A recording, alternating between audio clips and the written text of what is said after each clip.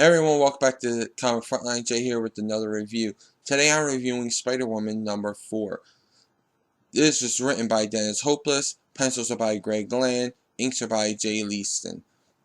Spider-Verse is over and Jessica along with Spider-Gwen, Silk, and Arana go back to Loon World's Jessica Drew's pirate ship, and they tell her, that she needs to step up and be the leader of Loon World, or, the people of Loon World will burn the world down, and she can, rule them because they don't fear her, but they love her.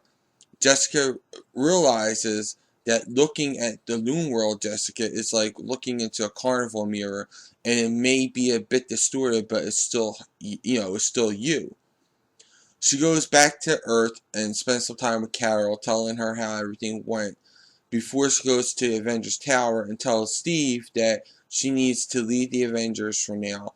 And as a random alien attacks them, Steve lets her know that, once an Avenger, always an Avenger.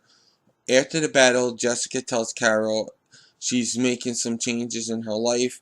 She wants to have a personal life now, have an apartment that's not an Avengers Tower, and, she's going to get a new costume too. The story, I felt like this was, the first part of this issue was the better part for me, because Jessica sees the worst parts of herself in another version of her. I thought this was great.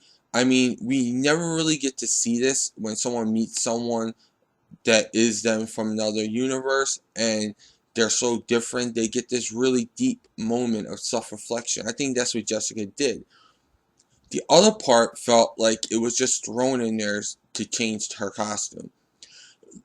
It's like the Loon World story was going to be this whole issue, but then Marvel mandated a costume change, so they had to force it in here, and I don't really like that they forced it in there.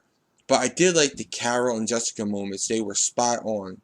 And even though that part of the story felt forced, it was still good. Because it it had those character moments in it. So I'm giving the story 3.5 stars. The art is pretty good here. I know Greg Land isn't a fave of everyone's, and there are moments where the faces look weird a little bit, but all in all, it's still solid art, so the art gets 4 stars from me. Overall, I did enjoy this issue, but I felt like I was reading what should have been maybe 2 different issues. I just feel that Marvel wanted to really, they really wanted to, pardon the pun, but like cover up the whole Spider-Woman costume controversy, and it was forced into the second part of the story. But with that said, Hopeless did a great job on it, even by weaving those character moments of self-reflection in the first part of the story.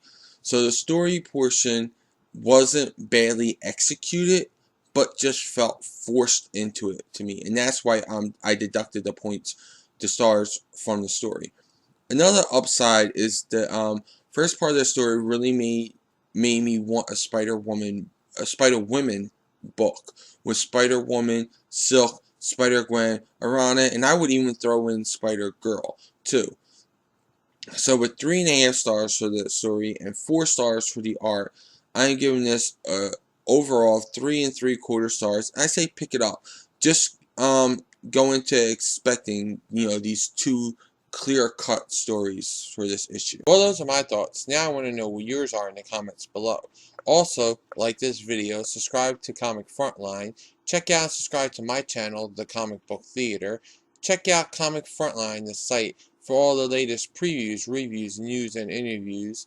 For even more news on all things related to comics, comicrelated.com is your source for all your comic book needs with daily updates.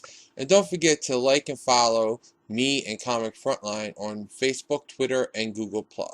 I'll include all these links in the description below. Until then, I'll catch you in the next review.